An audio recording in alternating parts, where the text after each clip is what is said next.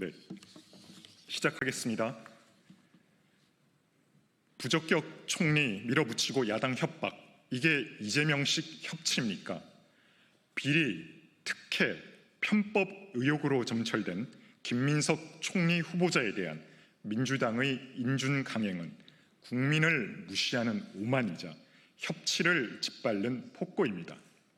수입을 초과하는 지출, 급격한 재산 증가, 수상한 금전거래, 아들의 아빠 찬스 등 숱한 의혹에도 청문회는 증인도 없이, 참고인도 없이, 제대로 된 자료 제출도 없이 파행으로 끝났고, 상식의 선을 훌쩍 넘는 배추농사 월 450만 원 해명은 국민에게 정치에 대한 환멸을 느끼게 했습니다.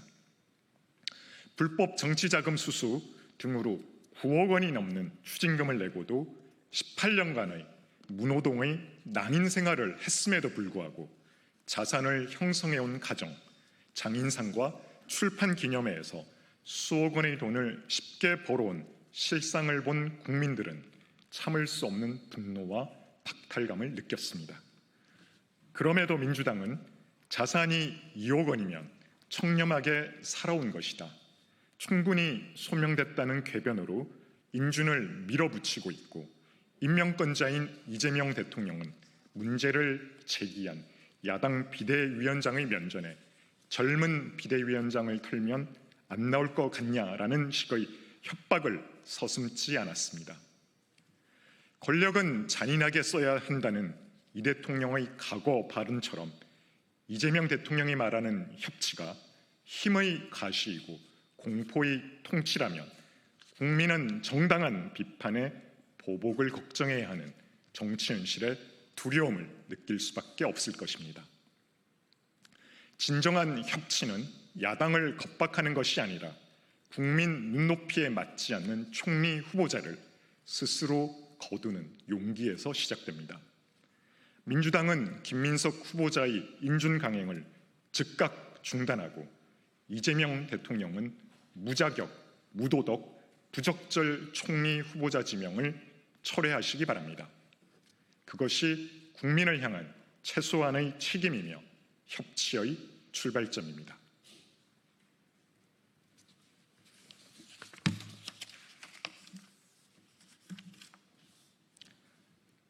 첫 부동산 대책부터 헛발질, 국민들은 문재인 부동산 시즌2를 걱정하고 있습니다.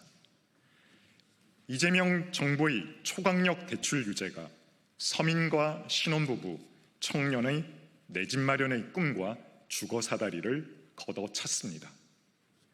새 정부 출범 23일 만에 나온 갑작스러운 대책은 소수의 투기꾼들 잡겠다고 실수요자 모인 곳에 수류탄을 던진 꼴입니다. 서울 국평 아파트 집값 평균이 14억 원을 넘어가는 상황에서 주택담보대출을 최대 6억 원까지로 제한한다면 나머지는 결국 현금으로 채우라는 소리입니다. 출판 기념회나 경조사로 수억 원의 현금을 쌓아둘 수 있는 특권층과 현금 부자가 아니라면 이재명 정부에서 평범한 서민들은 내 집 마련의 기회조차 가질 수가 없습니다. 주택 수요자들의 패닉 바잉을 막기 위한 규제로 실수요자의 선택권은 차단됐고 모든 부담은 서민에게 전가됐습니다. 이재명 정부의 부동산 정책은 거꾸로 가는 정책, 서민과 2030 세대 역차별 정책입니다. 벌써부터 시장엔 부작용에 대한 우려가 커지고 있습니다. 대출 규제를 피해 서울 외곽과 수도권 등으로 풍선 효과의 조짐이 나타나고 있고, LTV 70%가 적용되는 6억 이하 단지에서는 집값 상승 움직임과 함께 전세 매물이 점차 줄어드는 조짐도 보입니다. 집값을 감당할 수 없는 청년들이 서울 외곽으로 밀려나는 청년 엑소더스 현상도 현실이 되고 있습니다. 그런데도 대통령실은 우리 대책이 아니다, 보고받은 적이 없다며 책임을 회피하고 있습니다. 대책은 던져놓고 책임은 손절입니다. 이재명 대통령은 경제는 타이밍이라고 했지만 타이밍 못지않게 신뢰도 중요합니다. 지금은 규제 폭탄이 아니라 서민 주거의 숨통을 틔울 기회의 타이밍입니다. 이재명 정부의 첫 부동산 정책이 그 시작부터 신뢰에 금이 가버린 지금 정부 여당은 발뺌하며 뒤로 숨을 게 아니라 국민들에게 명확한 설명을 해야 합니다. 단순한 해프닝이라고 치부하기에는 그 사안이 너무나도 중요합니다.